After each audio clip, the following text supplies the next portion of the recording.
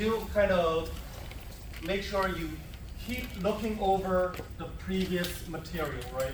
Because you will use information from previous material in the newer chapters. And if you slack and you don't remember what that previous material is, it'll make it much harder to understand whatever is coming up. So, on Monday, we talked about different things that contribute to differential absorption, right? So what sort of things did we talk about? What sort of things impact the number of X-rays that are able to make it through to the IR? The density of the things. Great, tissue density, right? How dense, how tightly packed the stuff is inside the tissue. Something like bone, hard, solid, really dense, right? Something like fat, more loose, less dense. So, something like the lungs, air, very loose, almost no density. So as the tissue density increases, what happens to attenuation? Attenuation also increases, right? It's harder to get X-rays through dense tissue. So the number of X-rays that make it through is reduced. Remember, attenuation, what does it mean? Right, we just lose X-ray, right? We do not have as many X-rays going through as came in. Right? Less X-rays exit than enter. That is attenuation. So, tissue density increases attenuation. Now, with attenuation, we said there were two parts of attenuation. So, Angelica, what is one thing that contributes to attenuation? That's the opposite of attenuation. Oh, absorption. Absorption, great. So absorption is one part of attenuation. And Melanie, what is the second part? Scattering, very good. Right? Yes, if it's not transmission, then it's got to be absorption or scattering. Right? So attenuation is all about absorption or scattering. With tissue density, is absorption affected? Yes. Yes. With tissue density, is scattering affected? No. Yes. So tissue density increases scattering. So I use a grid on that. So, yes, Tissue density increases scattering, correct. increases also. Yes. So, with tissue density, right, both absorption and scatter will increase. If you think about it, it makes sense, right? Because tissue density, you have more stuff in there, right? So if you try and throw an X-ray photon through, is it going to be more likely or less likely to run into something? More likely, right? It's like if I had, let's say that I had all of you just like standing here in the middle, and then I tried to throw this remote to that box in the back, right? If all of you were standing here and I threw the remote, am I likely to hit someone? Yes. Yes. If the remote hits someone, they could either catch it, or it could just hit them in the head and bounce off, right? So is it more like, so if I throw it, right, does the chances of someone catching it increase when you have more people here? Yes. Does the chances of it hitting someone's head and bouncing off increase when there's more people here? Yes. Right, so both absorption and scattering increase as we pack more things into the same area, right? Makes it harder for me to get my remote through. Great, what else did we discuss that can affect the number of X-rays which make it through? Great, part thickness, tissue thickness, right? So once again, right, I've got my remote and I have a single line of people here, right? And I throw my remote, right? Compare that to if I had 5 lines of you and I throw my remote. Which one is more likely to have the remote hit someone? 1 line of, or 5 lines of people? That's right, 5 rows of people, right? 5 lines of people more likely to run into somebody. So as tissue thickness increases, attenuation increases. So does absorption increase? Yes, sir. Yes. Does scatter increase? Yes, sir. Yes, right? So tissue thickness, absorption and scatter both also increase. Great. One more thing to remember about tissue thickness. every 4 to 5 centimeters of extra thickness, what do we see happen to the number of X-rays? Decreased by 50%. That's right. Half decreases by 50%. Very good. Okay, what else did we discuss? Tissue thickness, tissue density, and we talked about one other thing. Types of tissue? Related to types of tissue. Atomic number? Great, atomic number. So with atomic number, how does atomic number affect attenuation? The higher the atomic number, the higher the attenuation. Good. Higher the atomic number, higher the attenuation. Does atomic number affect absorption? Yes, sir. Yes. Does atomic number affect scatter? Yes, sir. No. No. The higher the atomic number, the higher. So atomic number does not affect Compton scatter. It only affects photoelectric absorption. Right? So absorption is dependent on atomic number, scatter is not.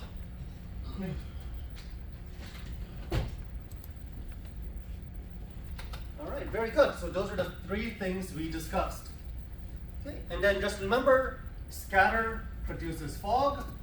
Scatter can also lead to occupational dose, right?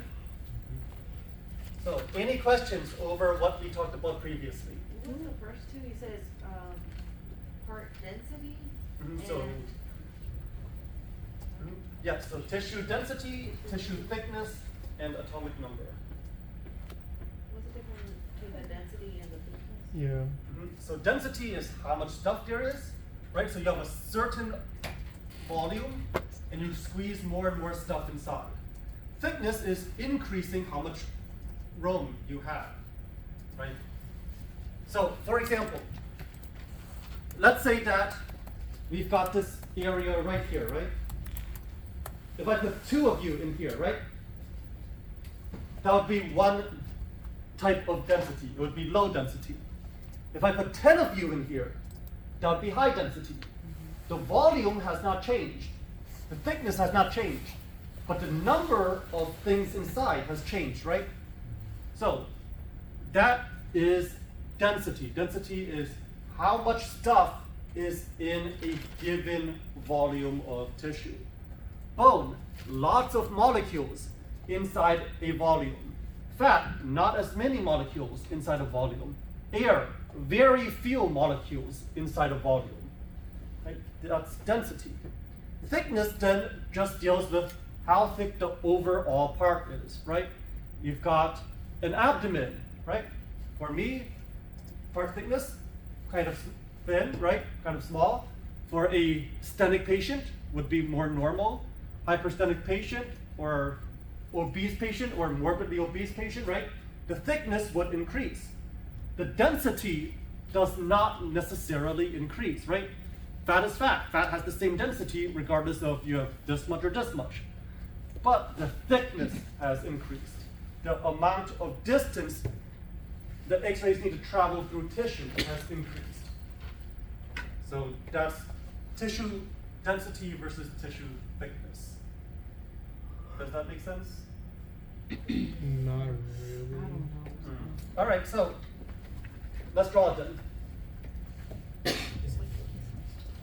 I mean, you can think about it like something can be really Here we thin, go.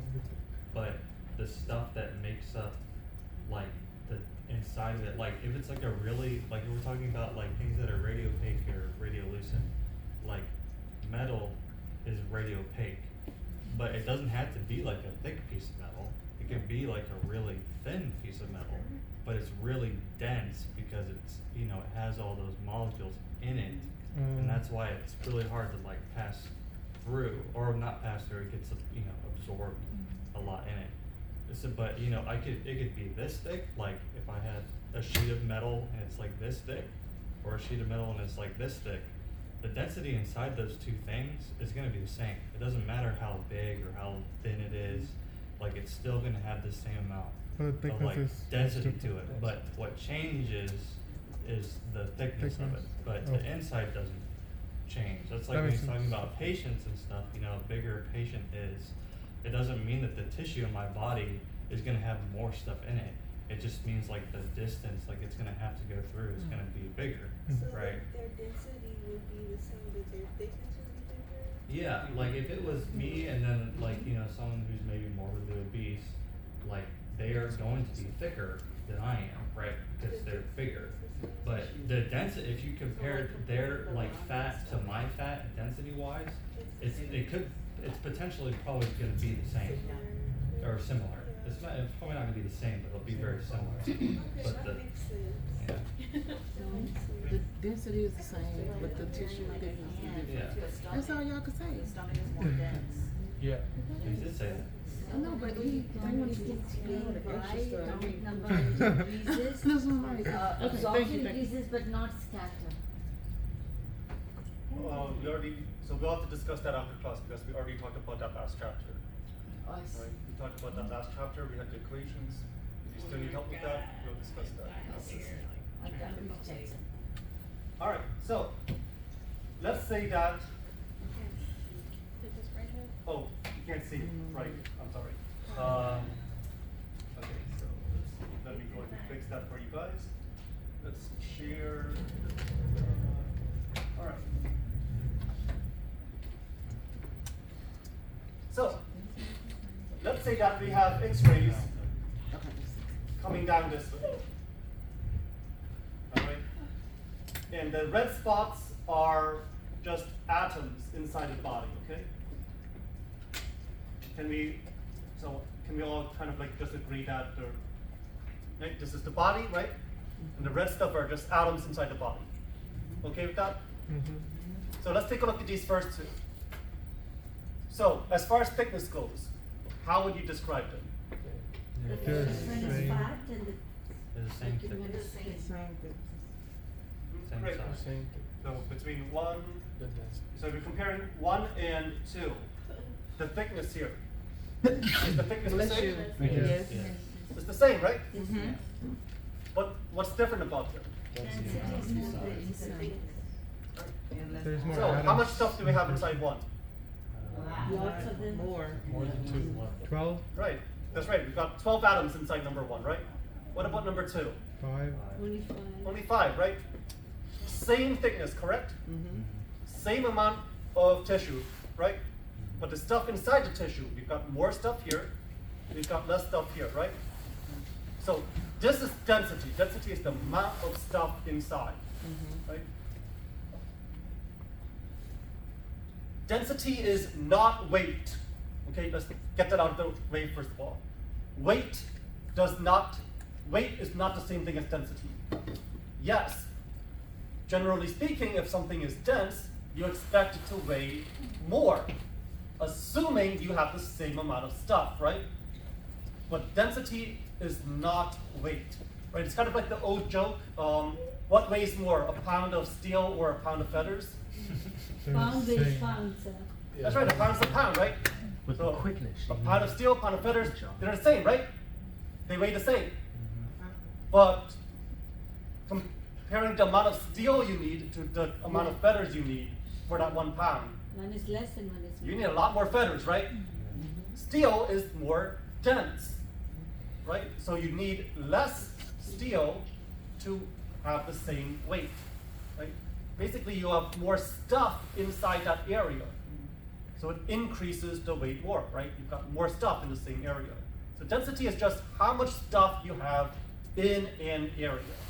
Because there's more stuff, when these X-rays try to pass through, they run into atoms, right? And there's attenuation.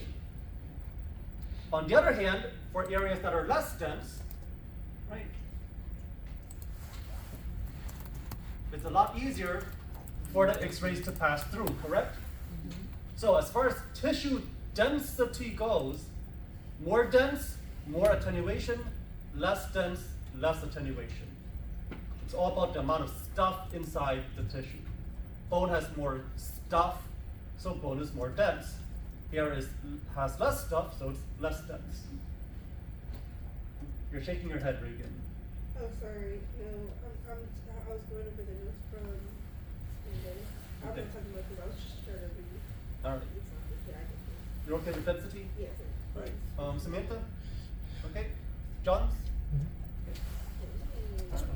So density is, Just randomly asking. oh, Yes. so Shamika. density is different, but the thickness is the same? The thickness is the same, Okay. correct.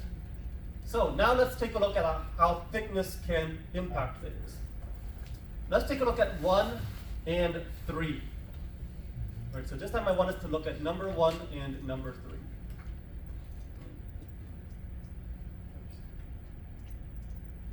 Let's look at 1 and 3 here. So, how would you describe the thickness between 1 and 3?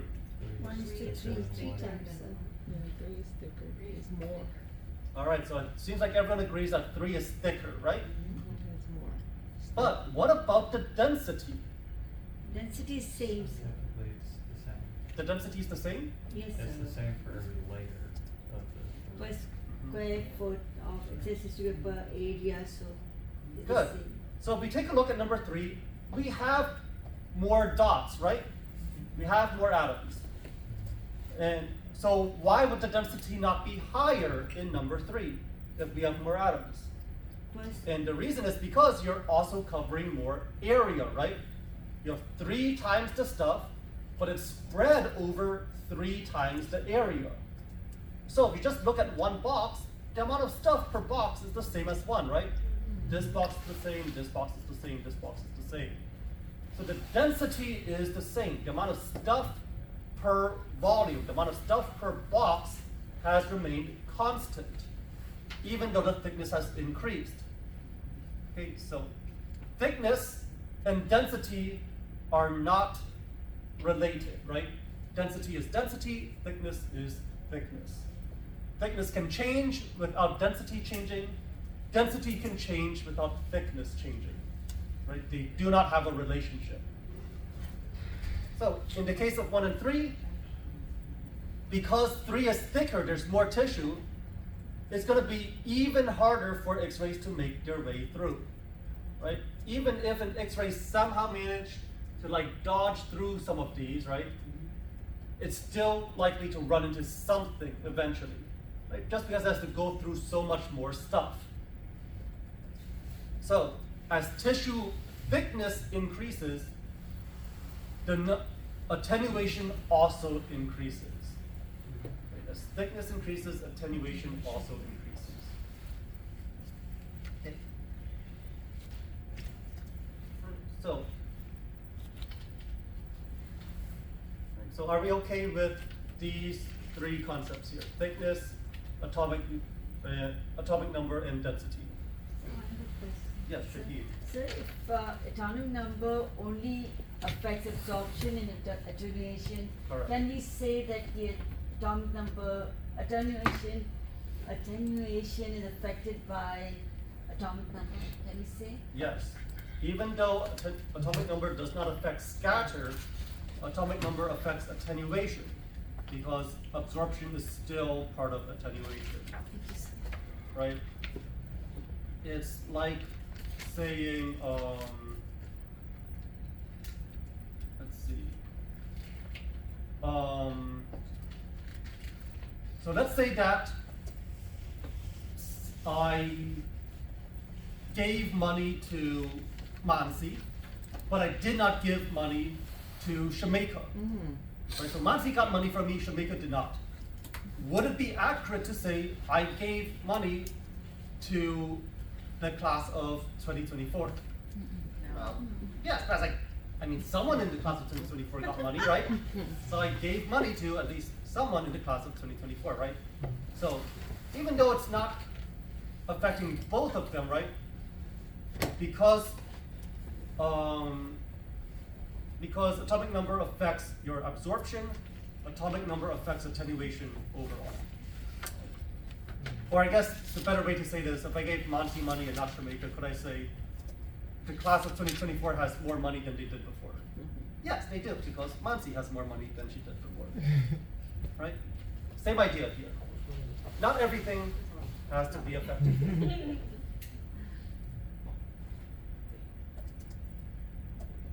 All right, so I just want to make sure we are kind of okay with these concepts before we move on to new material.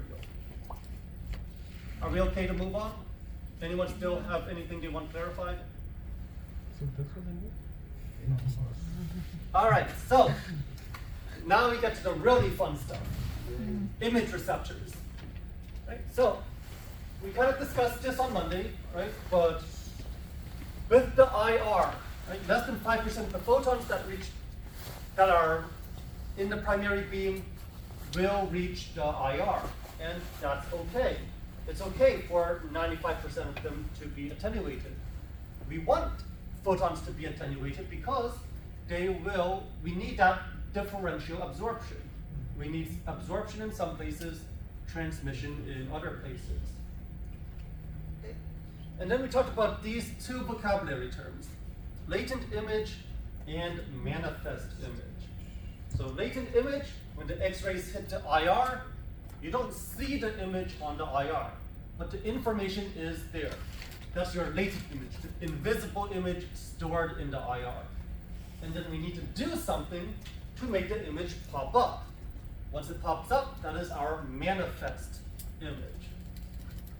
So, let's talk about some history. In the old days, Negatives. in the old days of X-ray, yes, kind of like photonegatives, right? So, does anyone remember having to load their camera with film and then bringing it to like Walmart or something to have them, or Walgreens, CVS, and have them process that roll of film, Yeah, I do. right? Same idea with X-ray. Back in the old days, we had X-ray film, right? It was loaded in a cassette, and we had to shoot our X-ray, run over to our chemical processor, and process our film. That meant each picture took about 1.5 minutes to do. It took about 90 seconds to process each picture. So you shoot a chest X-ray, you're like, oh, I hope that patient didn't move. Let me go find out. It took you 90 seconds to find out if you had to repeat that. Right?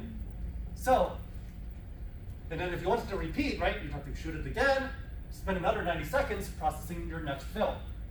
It was a very slow and tedious process. So if you do know any techs that were working back in the film screen days, you will find those techs probably have some of the best positioning out of anyone. Why? Because they did not want to have to keep walking back and forth to their processor. So they got very, very good at getting a perfect image the first time, right? Their concern wasn't Alara, even though it should have been as well. No, their concern was, I don't want to have to keep walking back and forth. So I'm going to make sure I get a perfect image every single time. So if you want to learn positioning, definitely find someone that was working in the film screen days. They have really, really good positioning techniques. All right, what do I mean by film screen? Well, okay, film is the photographic film that we captured the X-rays on back then. Screens were used to speed up the process. Basically, one X-ray photon does not do very much for us. So instead, so that's why, like with Röntgen, right, he needed like hours to produce a single hand X-ray. People were like, no, this takes too long. So what they discovered was they could take one X-ray photon and turn it into hundreds of light photons. Right? So an X-ray photon comes in, interacts with some chemical, and the chemical produces hundreds of light photons in its place. And now those light photons can expose the film, and it was much faster. You could decrease the time it took for an image by a factor of hundreds. So that is the screen part of film screen. You're your film, and then you're the screen that produced the light used to make your image. And then the cassette would hold the film and the screen inside. Because if light can expose our X-ray film, we definitely don't want light from the outside to be exposing it, right? If you took out an X-ray film and you showed it in the light, it would turn entirely black once you processed it. So that's why we had to work in dark rooms, right? So We had this old dark room, it would have a single red light on the ceiling, and that would be all you had in order to see inside. So you'd have to work in the red light, take your film out of the cassette, run it through the machine, load a new film in, and close it so that no white light could expose your film. Sometimes the red light went out, so you'd be working in complete darkness instead. That was very fun. Kind of. Did you have to do that? I did. Myself and Miss Bonilla, we are probably some of the last techs to end up using film screen. We did not use film screen for chest x-rays or stuff like that. But we did use film screen for panorex x-rays, panoramic x-rays of the jaw. So yes, so go do a panorex x-ray, run to my chemical processor, turn off all the lights, red light goes on, pop open my chemical processor, run my film through, wait 90 seconds, all it comes. So I got really good at doing panorex x-rays because, yes. Is cause there's the one at Valbona is just like way differently. You have to stick the cassette in the thing and it takes the little Yes, sheet out. that is called CR. That is CR technology. That was fancy back in the day, right? We're like, oh my gosh, it only takes a matter of seconds now. It maybe only takes like 15 seconds for the image to come up compared to 90 seconds for film screen. Right. So, this was film screen, this was old school, you do not see this anymore.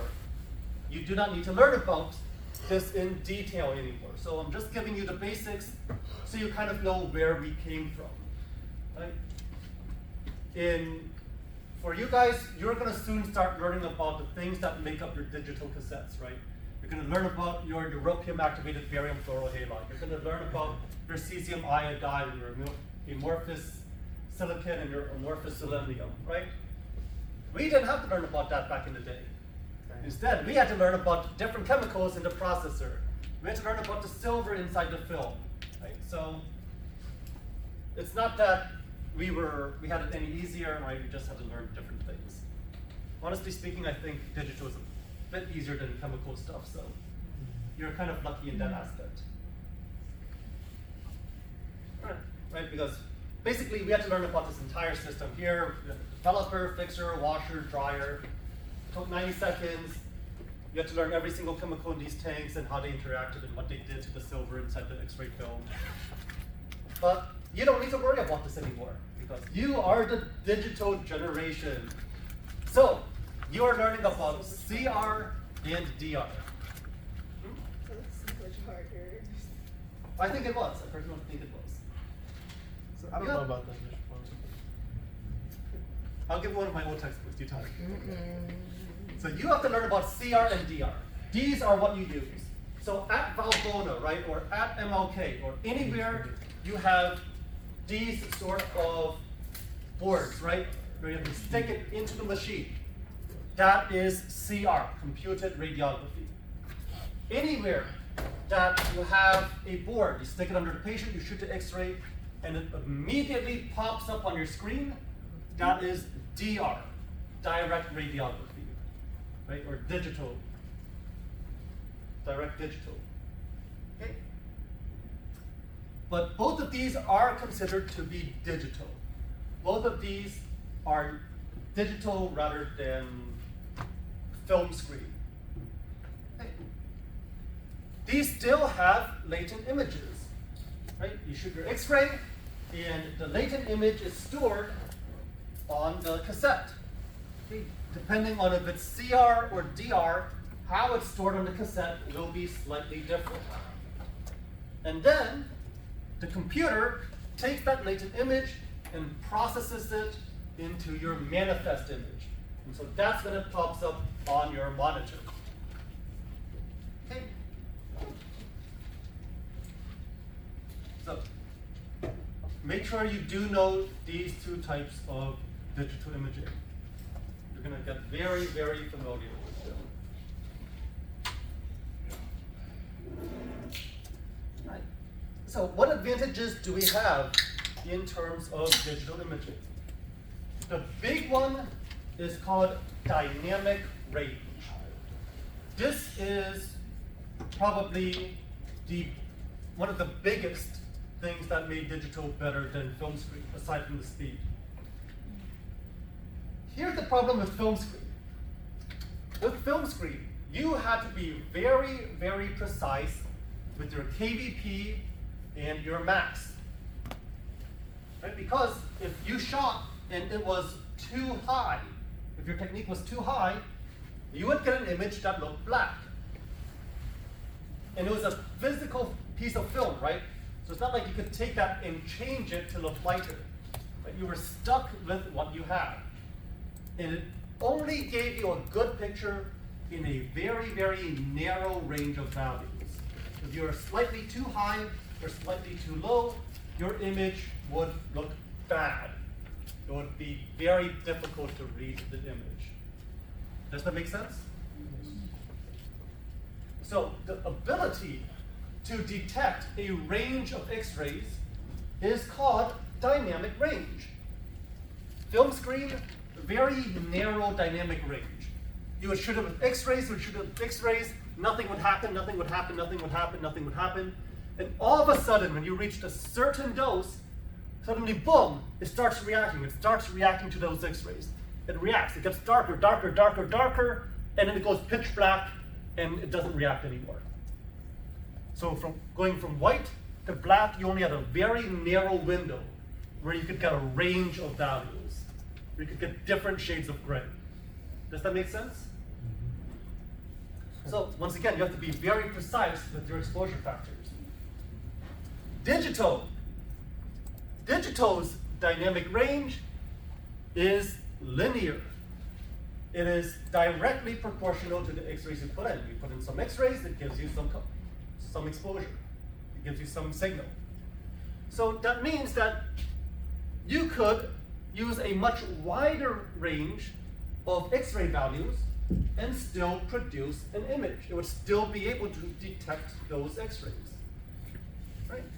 And that meant you no longer had to be so precise with your exposure technique, right? If this was your optimal exposure right here, and you're like, oh no, I used too little mass. My image, my mass is over here now. Well, in film screen, you would get an image that looks like this. Too white, can't see anything, not enough X-rays, not enough photons.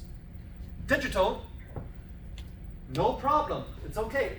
I can still detect this number of X-rays. I can still detect this number of X-rays. I can still detect this number of X-rays, even if film screen cannot. So digital was able to detect more values of X-rays, right? Didn't matter if the quantity was too low or too high, digital could still detect X-rays. Film screen, no. Digital, yes. Does that make sense? So that is the concept of dynamic range. Dynamic range, the ability to detect X-rays over a wide range of exposures. If it can only detect X-rays in a very narrow range, that's a narrow dynamic range. Wide range, wide dynamic range. Yes, Cody.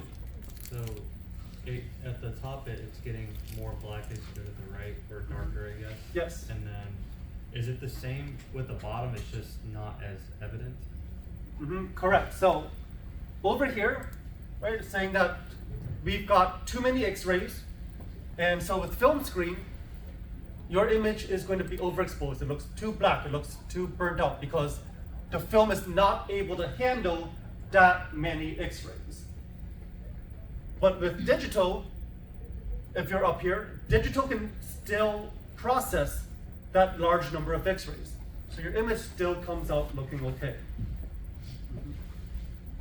And then of course, part of it does also include the fact that with digital, we have something called automatic rescaling, which we'll talk about next semester.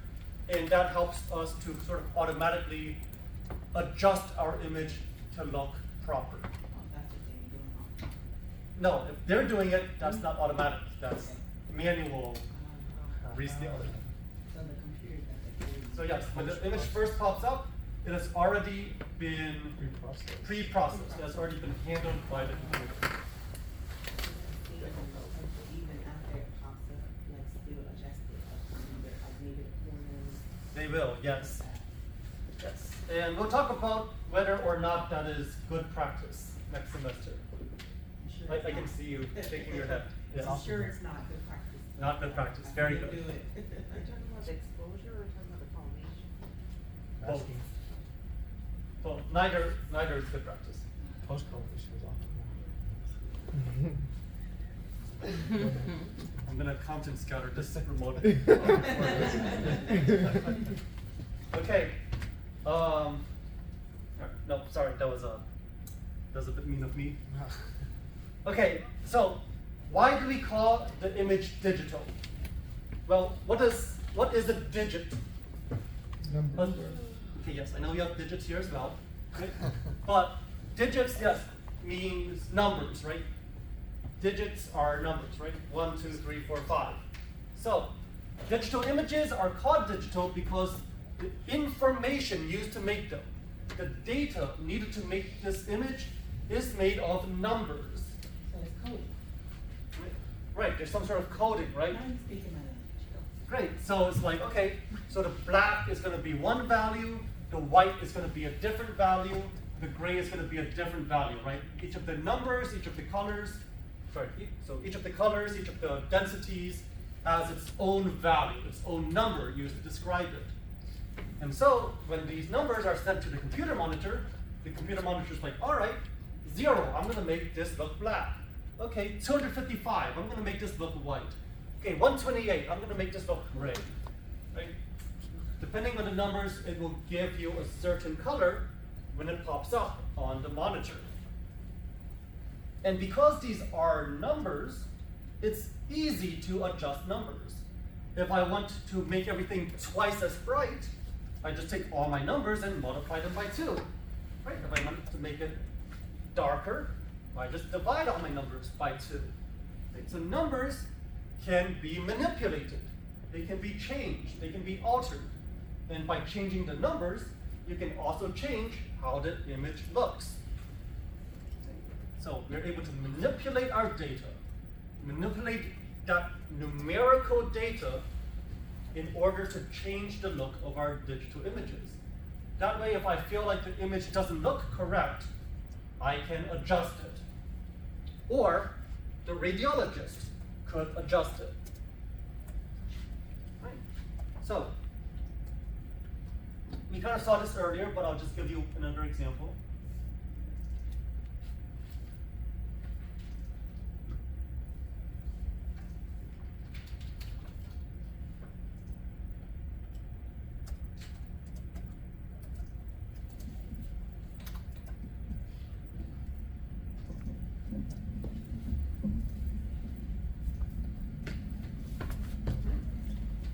So over here, we've got a digital image, right? And I can adjust this digital image. Right? I can take this and I can make it look brighter. Right? I can make this look darker. Right? I can decrease the number of gray values, so it's just black and white. I can increase the number of gray values. Right? So I can change the numbers that make up this image. Right? Each of these colors is a number. I can change those numbers to adjust the image how I want. Right? That is the benefit of digital imaging. You can't do this with film screen, right? Whatever you have physically is what you have. Yes, Jay. Is that why sometimes on the machine or the processing thing it says like S number or S value is like too low or too high or whatever? Right, so that would tell you if you properly exposed your image receptor. Is there a reason you'd ever turn it down to where it was like, where you could like barely like, you know, where you turned it down all the way, like where it was dark, Oh. I guess? Like this? Yeah, would there ever be a reason? Well, obviously not, but, you know, like, something like that maybe. Yeah.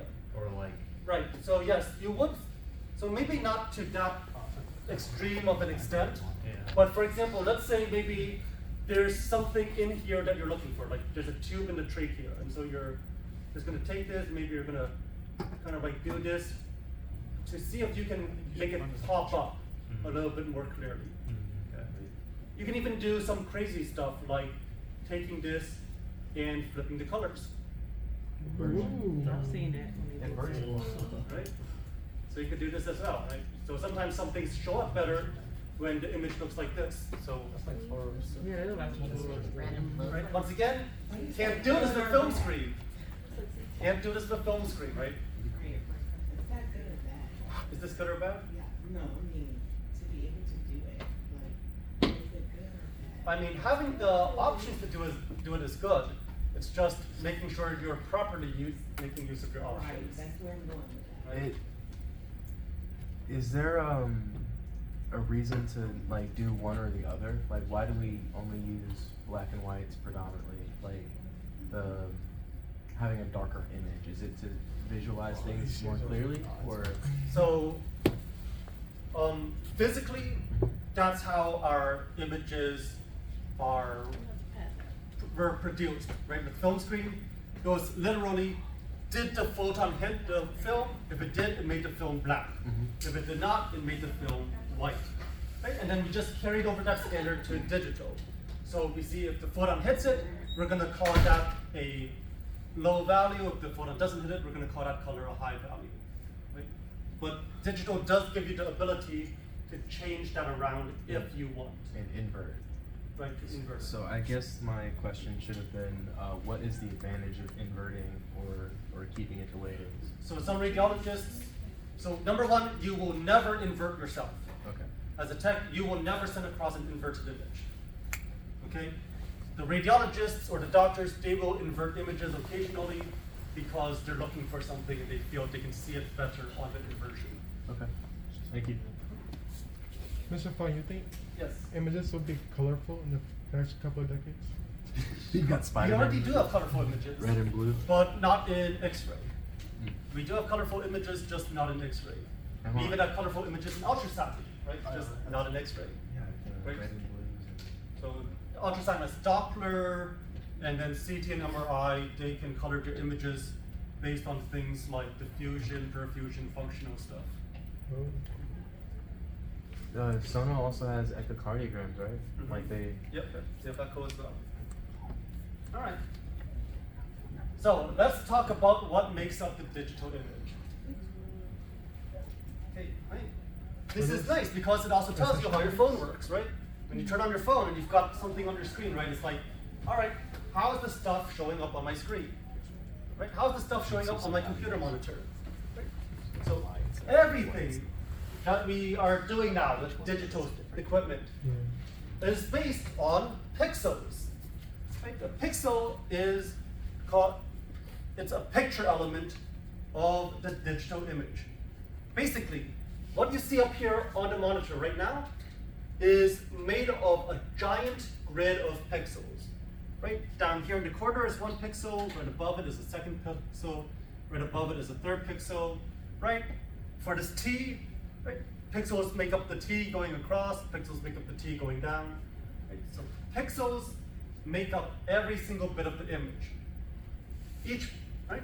If you look closely, right, you can see that there's these little dots here. In fact, if everyone would just, let's go row by row. Okay, so this first row, just come up here. Right. And do you see, if you come nice and close, do you see how Yes, sir. there's actually this grid of dots, right? Do you see this grid of dots here? Yes, sir. Right. So each of those dots is what? Pixels. On picture, right? So do you see this grid of dots? Do you see how there's these tiny dots right here?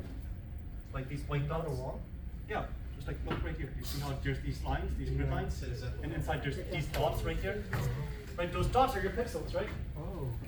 Are you able to see that here? You see that thing? Yeah. Alright, next group, let's take a look. That was the last. You just stand in the line here and just take a look. You see that there's actually this grid, there's this faint grid with these dots and Texture. Pixels above. That's your LSD, bro. You see how there's these dots here? Like there's this faint grid. You can see the dots inside, right? Those are your pixels, right? You've got pixels here, pixels there, pixels there, pixels everywhere, right? All right, great. Let's see. All right, Cody and let's see, Charles and Veronica. Come up as well. You forgot our name. The people You in the two back. 2 seconds. 2 seconds. Right, so you can actually see the pixels on this image. Come on closer. Right, you can see the pixels right here. Right? You can see the pixels over here. It's perfectly like blinded. All right, great. Let's see. All right, Carla, Monty, Reagan. I know you didn't forget my name.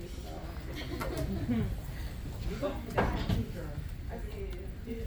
Unfortunately, Emily can't join us today. But Emily, if you just get really, really close to your monitor, just for a short while, don't do it for very long. But if you get really close, you should be able to see the pixels as well. So you see how there's these grid lines? And there's these tiny dots I should inside. go to HR. All over, right? All over. It doesn't matter what color. Stare you at can see my it. computer. Now I need you to pay for my glasses. It kind of looks like a margarita glass. A margarita glass? That's Oh, what this I thing? thought too. It does, doesn't it? All right. Gin Like with a martini. lime, or maybe that's just me winning a drink. My bad. No, you good. I see martini. Come on, Angelica, Melanie, come on up. Yeah. That little, You already see the. Can you that see little these like small dots toothpick here? with the olives on it. You can. Thank you. Really? You didn't hear she has 20/10 vision.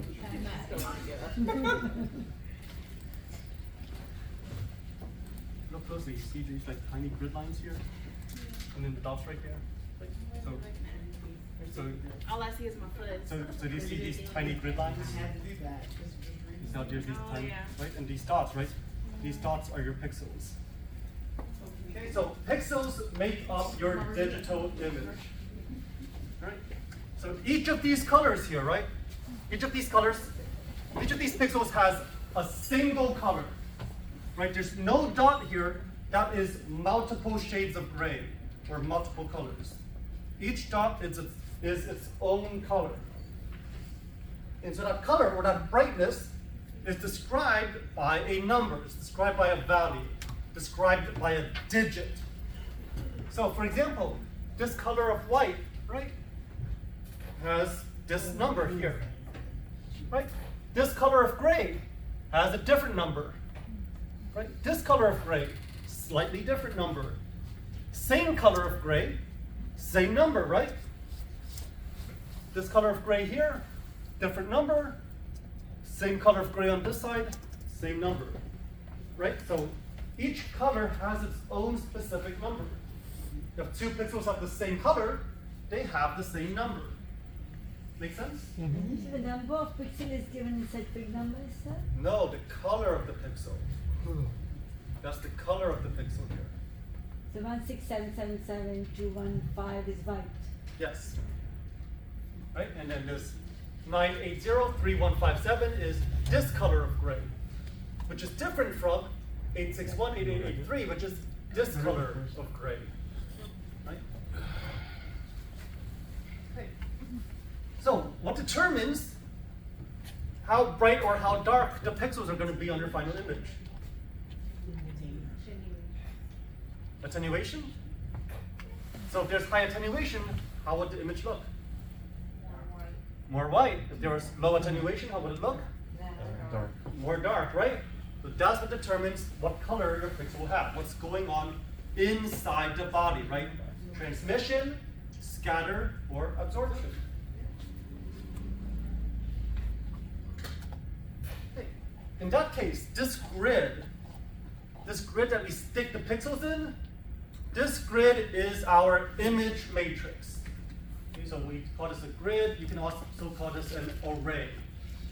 Right? Image matrix, nothing to do with the series of movies starring Keanu Reeves. Thank you. Right?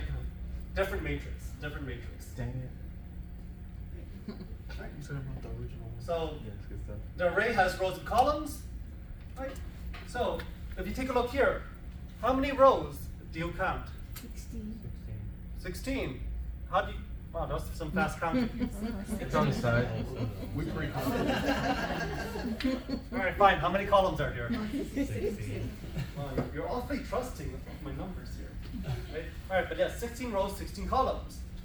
So if you multiply the number of rows, right, 16 rows, and you multiply by the number of columns, 16 columns, you get the total number of pixels.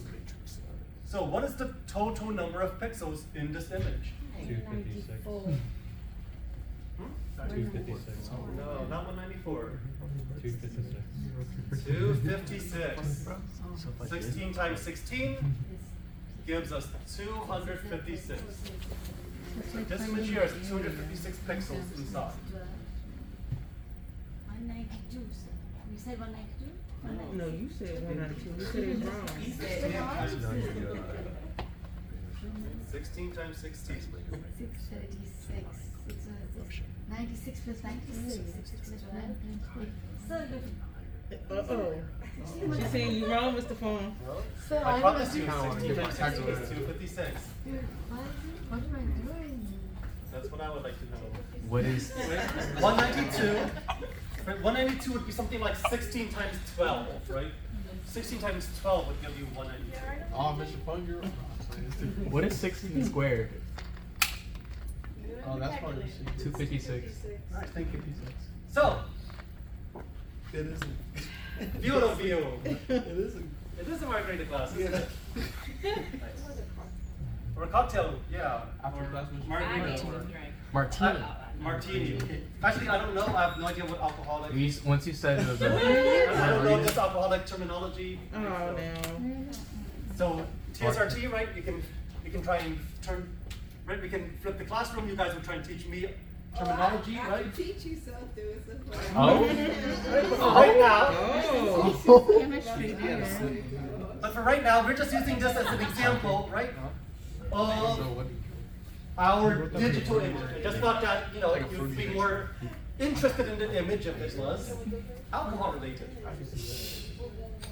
So, field of view. Field of view is the anatomy, right, that we can see. It's the area that we cover, right? So, for example, if you have a 10 by 12 cassette versus a 14 by 17 cassette, which one has the larger field of view? 14 by 7. 14 by 17, right, just covers more area, right? You can see more anatomy. Right, so that's just field of view. All right. So now let's talk about field of view versus matrix size versus pixels, because these three are all related.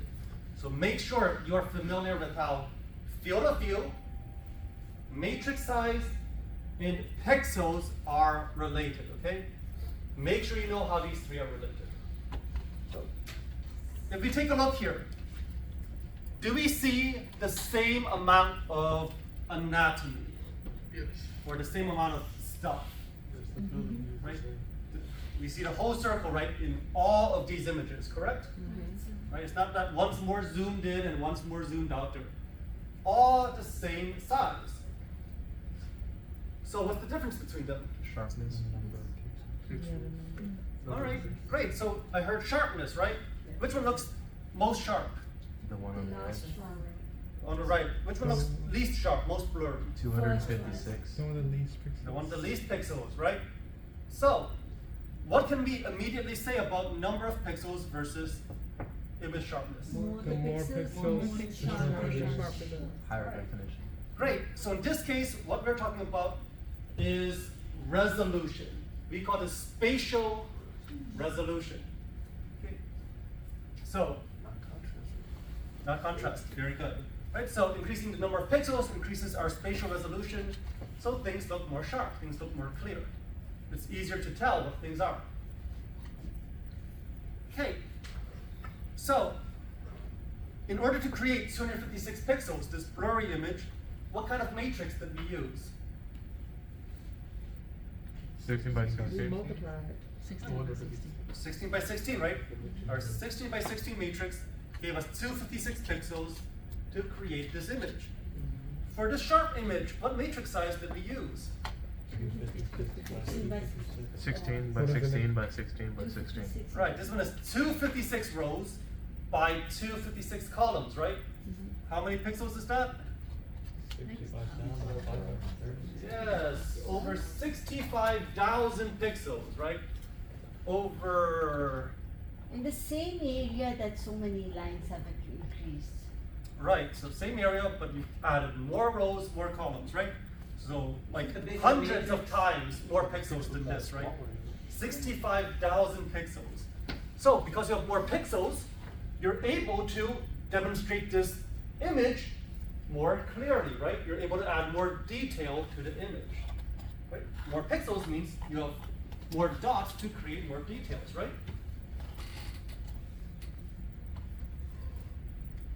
Are you able to see these pixels here?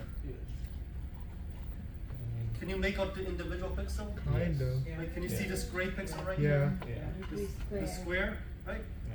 Can you see the pixels here No. individually? No. Right, too small now, right? So, what happens to pixel size as we increase the number of pixels? It gets smaller. Right, what happens to pixel size as we increase the size of our image matrix? They get smaller.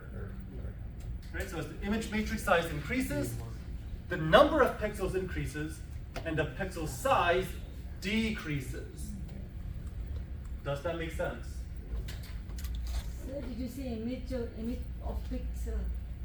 Spatial. So So- what was the term that you used for the? So as the image matrix size increases, so the matrix size is increasing here, the number of pixels also increases, but the size of the pixels decreases.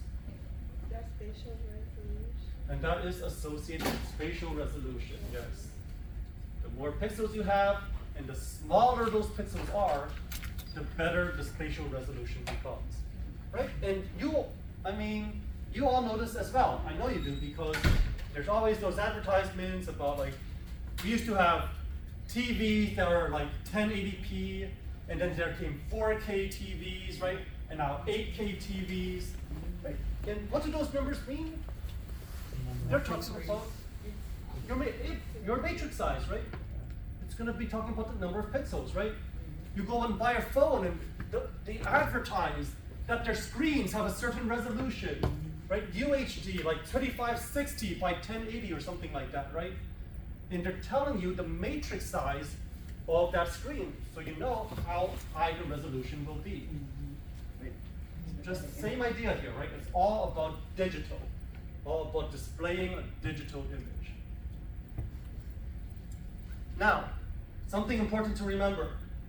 What stayed the same between all these images? It's a size. Field The of Right. overall size. The overall size, the field of view, right? The amount of anatomy we are able to see. So as long as the field of view stays the same, then these sorts of relationships will be true.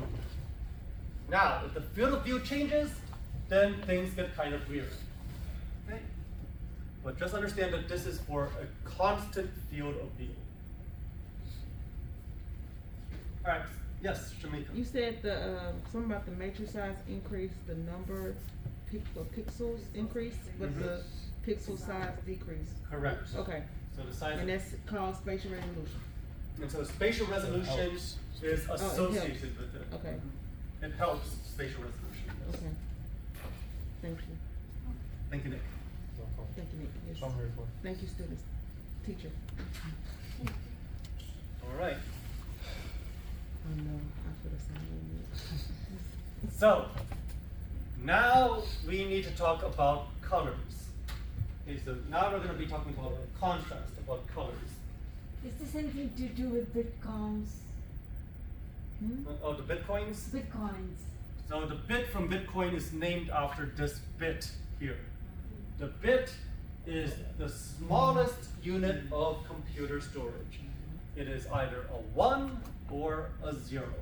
Right? Computers don't speak language like we do, right?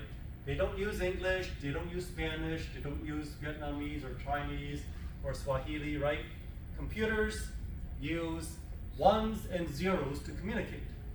So, the smallest unit of storage which holds either 1 or 0, that is 1 bit. Okay. And then, have you heard of bytes, computer bytes? Right? 8 bits make up 1 byte. Right? And then you've got your kilobytes, your megabytes, your gigabytes, right? So when you go out and you buy a computer or a phone, and you're like, yes, this phone is going to give you 2 terabytes of storage, right? Bytes, right? That would be a crazy phone, I agree. It's all computer. It's Android. Yeah, you're lucky to get like 64 Gigs. Yeah, 64 gigabytes of storage, right? So, right, those bytes that we're talking about are units of computer storage. But smaller than the byte is the bit.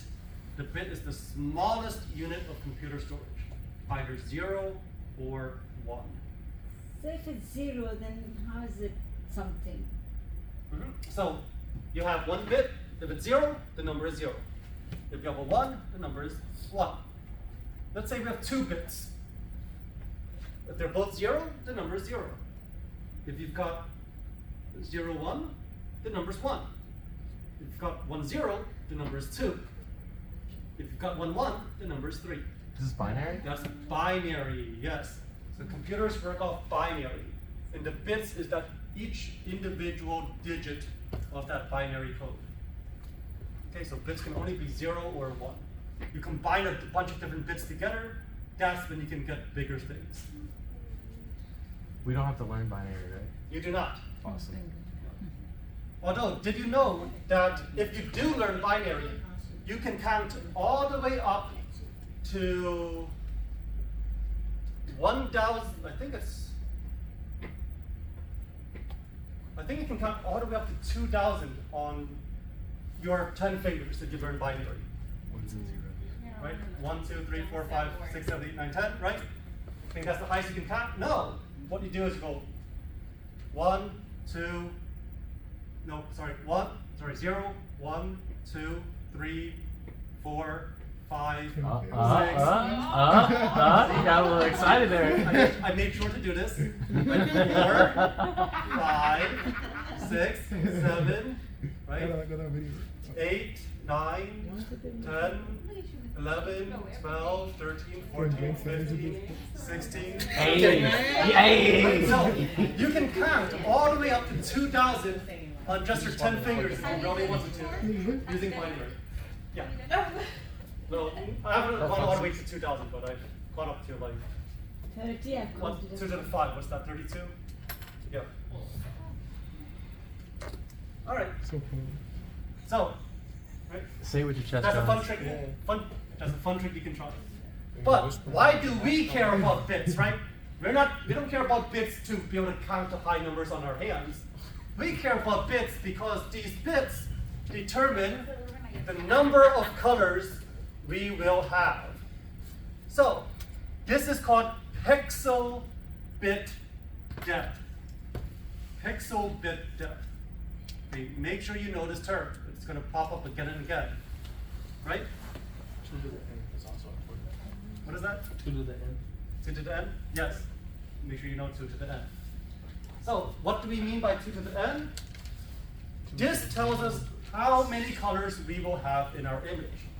If we are only going to use 1 bit, 1 unit of computer storage for our colors, we can only hold colors for a value of 0 and a value of 1.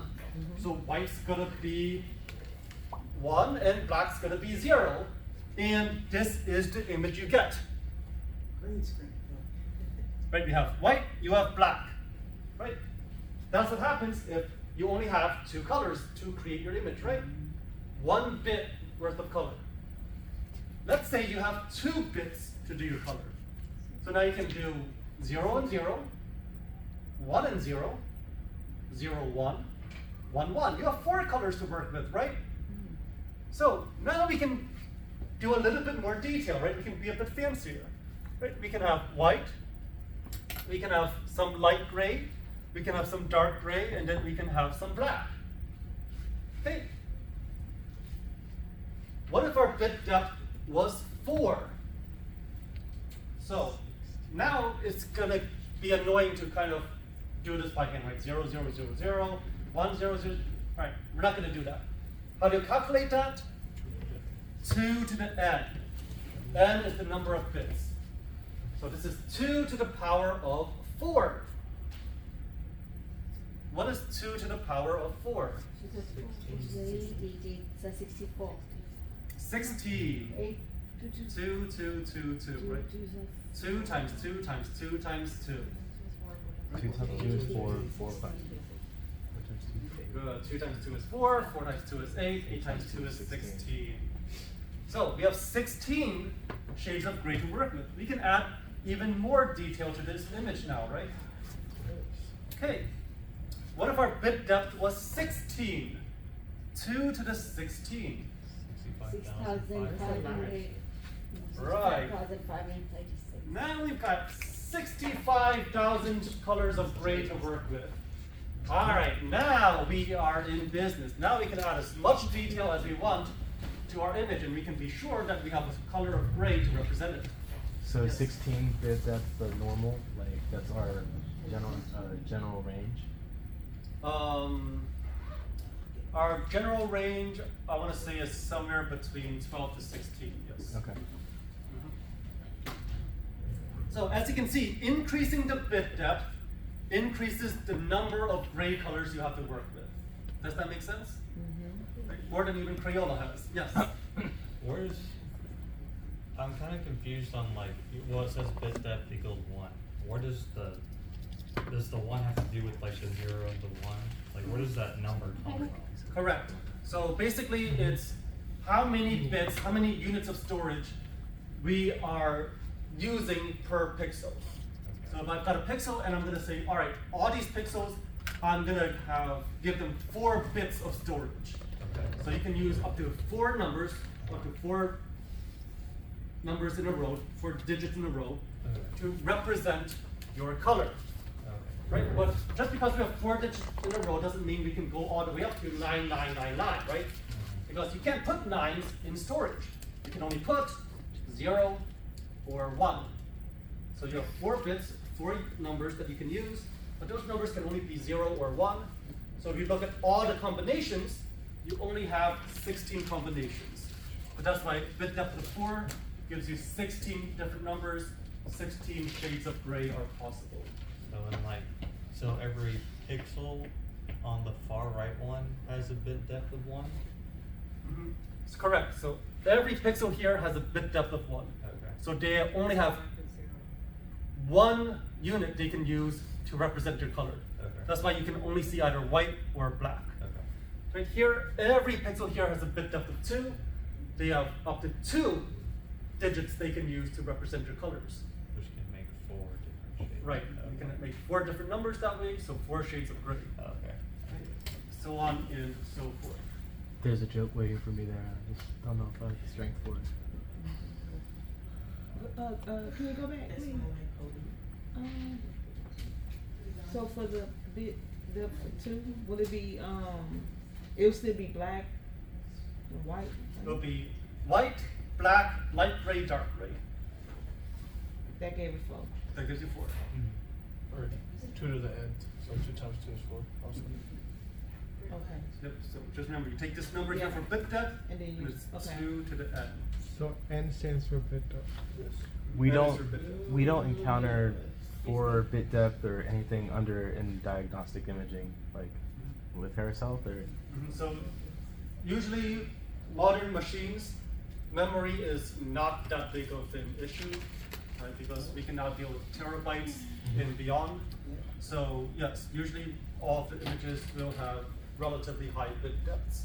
We'll have plenty of colors to create our image with. So, are we okay with the 2 to the n here? Yes.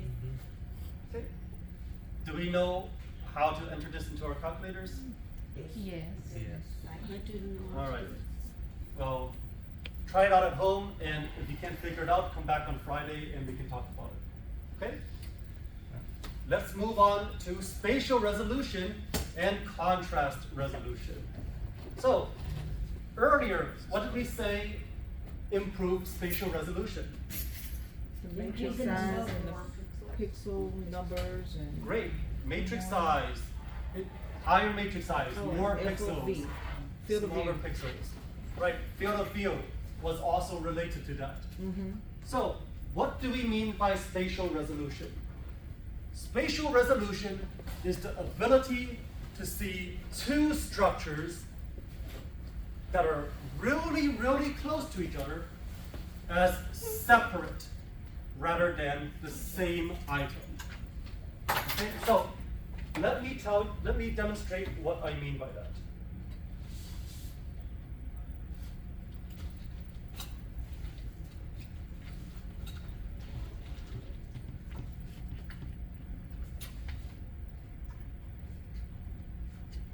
So would that kind of be like if you had a green line and a blue line right next to each other?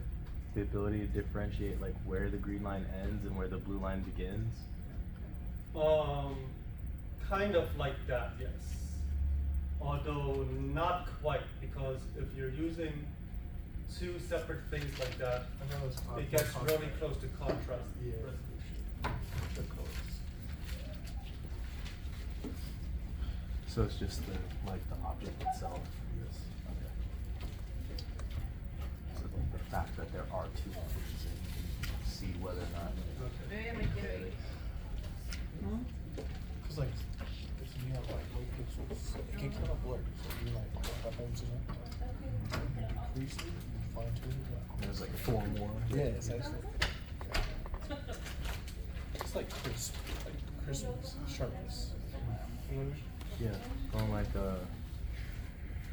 240p to 1080. Yeah, That's it. basically. Oh, Yeah. I'm blind, bro.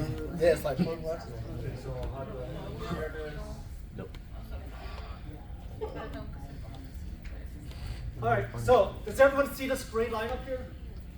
Everyone see that gray box up here? Yes. Yes? Yes. Everyone At see the that gray box? Top left corner. Are It's there, right are here. there The black top lines half. inside? Oh, that's it now. Are there black lines inside that gray strip? So small. Well, let me ask you, Oh, right? I know. Everyone see this? You can zoom in. Does everyone Yeah. see this That's the gray thing we box? just talked Yes. Yeah, I think that's what I. It's a rectangle. So you see the gray box? Small, whatever. The, it is. the small gray box? Is it though? Sorry? With, So, With the lines? So you see a box, but you're not sure if it's gray. Mm-hmm. All right, what do you see, Jay? I see lines. You see lines. Good question. Let me try again. I don't have any glasses. Do you see lines around the top? 4 question Or mark? is this a box? It can be either or, depending on how you wanna describe it. Because it could be a thick line. Oh, it could be a big, thick line. Okay, I see what you mean. All right. So, what is this?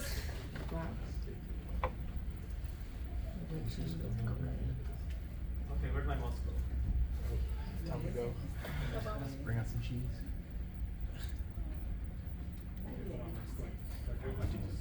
Okay. Oh.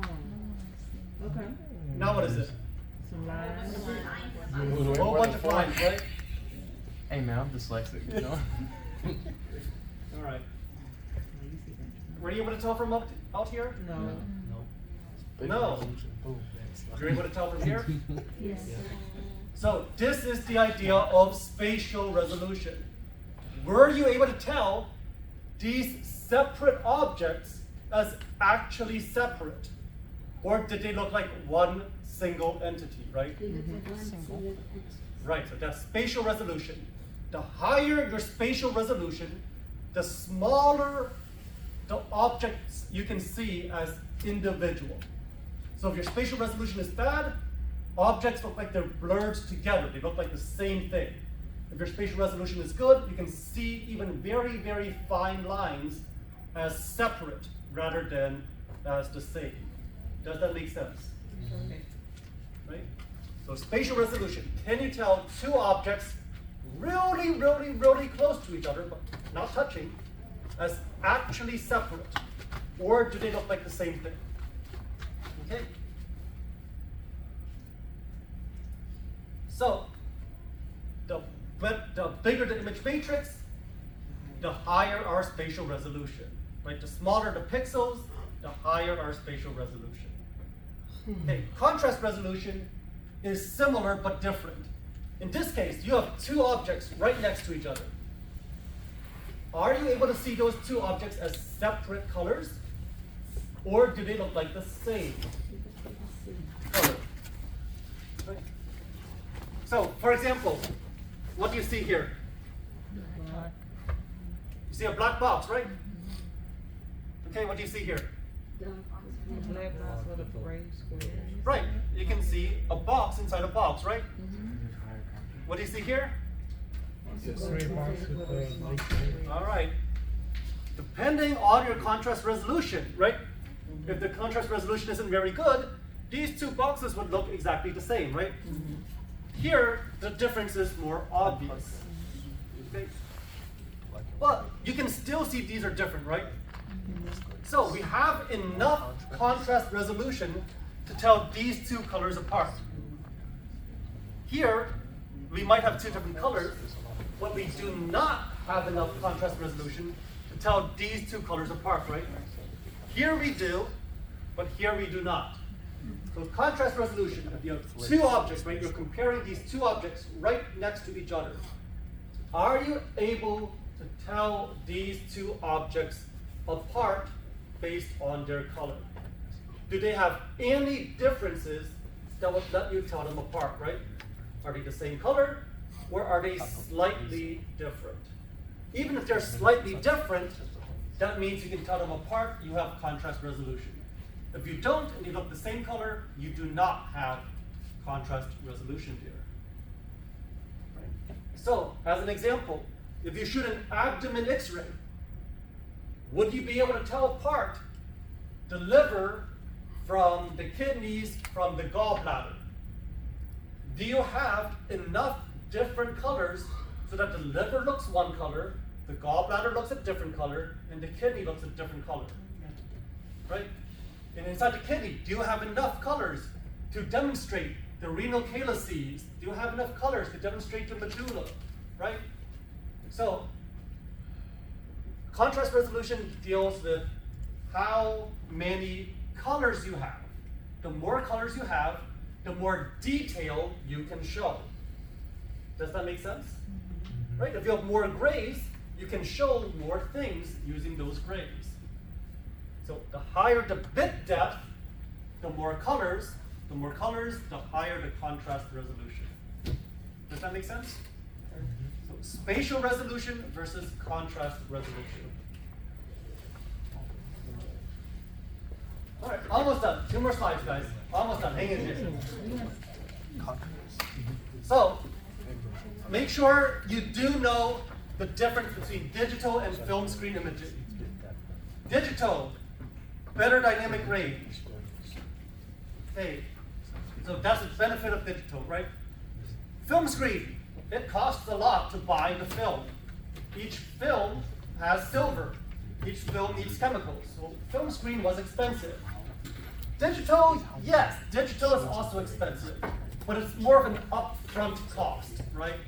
For example, has anyone used the Carestream portable?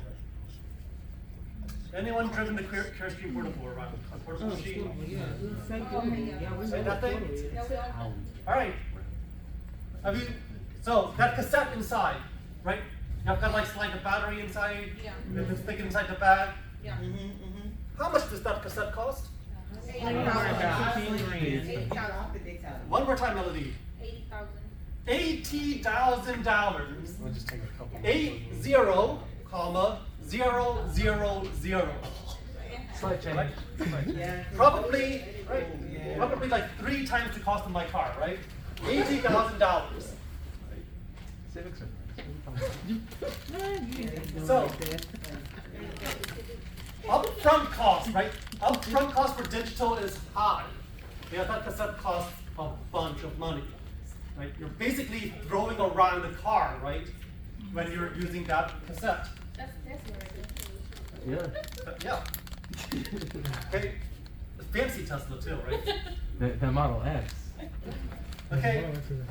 But S. film As in cost adds up S. over time. Hey, image In film screen, the image is permanent. You can't change the image once you get the image in film screen, right? Digital, you can change the image however you want. And then in film screen, it's very, very hard to make copies of the image. In digital, you just Control-C, Control-V, and you have another version, another copy of your picture, right? You can email the picture, you have it stored in the server, you can put up on any computer. So it's very easy to move digital images around. Film screen, not so much. By the way, film screen also takes a bunch of money to store because we had filing cabinets to put those images in, right? With digital, you just stick them onto a computer server somewhere and it gets to stay there forever. Right? In film screen, so I know what Bentop IR. Anyone at least passed by Bentop IR, see how big that place is? How big? No, Talking. no, don't, stop, what?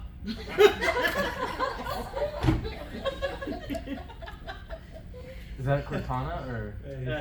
I'm not sure how to help with that. Oh my Yeah, God! that's Talk to right. me again. Bentop IR again. Alright, so, has anyone seen how big Bentop IR is? Like Well, that- they remodeled. That hallway, yeah, they're remodeling it right now, right? So they've got a hallway, they've got the 2 rooms. That entire place used to be used for film screen storage. Oh, wow. For real? Oh, my God. Yeah, and it wasn't just like cabinet, hallway, cabinet, hallway, cabinet. The cabinets were on rails, so you had a bunch of cabinets just squished together in one hallway. You wanted to get a film from somewhere, you slide all the cabinets down, open up a new hallway, and you go in to find your film. That's how we used to store our film. How many times did y'all lose like Mr. IR Phung, you employees? gotta check our Because one's flashcards. missing. Yeah.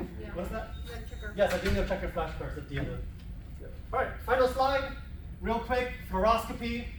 Right, so X-rays are a static image, right? Just one picture, doesn't move. Fluoro, continuous beam of X-rays. You're gonna see X-rays in motion, right? Like a swallow study, like that. This one. Right? So you can see the inside of structures while they are moving. Big difference between regular X-ray and fluoro. Fluoro, the tube is under the table. Okay, fluoro, the tube is under the table. And it's an II instead of that. That's right. And we have 2 types of fluoro. You have the image intensified fluoro, II, and you have digital fluoroscopy. II, when will you learn about that, Nick? This semester. That's right. They just learned about it. It is time to go. Yes. So, let me check flashcards, and then you can go. Nick, would you mind just kind of like flipping through the flashcards and decide, make sure they. I got to go to work. All right. So Missing some. Friday we're going to be reviewing.